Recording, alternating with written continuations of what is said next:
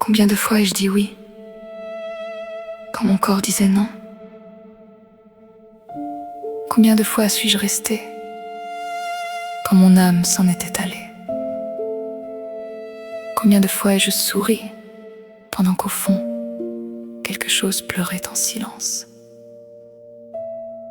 Longtemps, j'ai cru que oui était la langue de l'amour, que me plier voulait dire être bonne, que céder voulait dire être digne d'amour. Mais je me trompais. Un oui né de la peur n'est pas de l'amour, c'est une supplication. Ne me quitte pas. Un oui né du devoir n'est pas de la générosité, c'est le prix à payer pour rester aimé. L'amour véritable ne me demande pas de disparaître pour le prouver. J'ai appris. Non n'est pas une porte qui se ferme.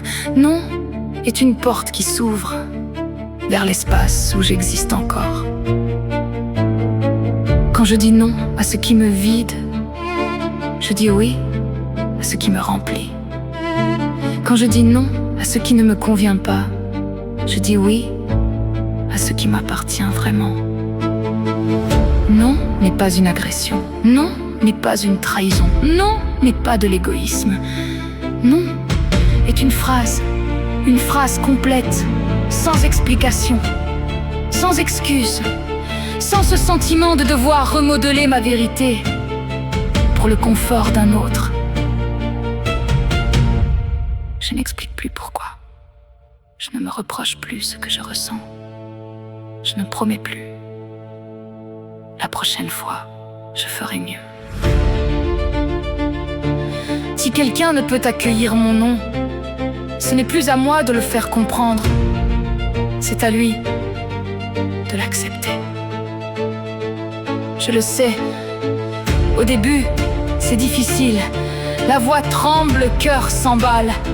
La culpabilité revient comme une vieille amie, posant toujours la même question. Devais-tu vraiment être si froide? Mais je sais aussi ceci. Chaque nom prononcé avec dignité est un pas vers moi-même. Ma voix ne demande plus la permission d'exister. Ma présence n'est plus à mériter. Ma vérité n'est plus négociable.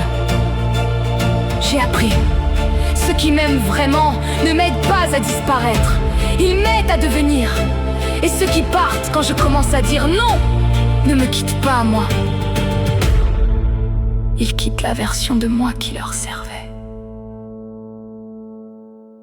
Je ne suis plus cette version. Je suis moi-même. Et je dis non avec la même dignité que je dis oui, car les deux jaillissent du même endroit, cet endroit en moi.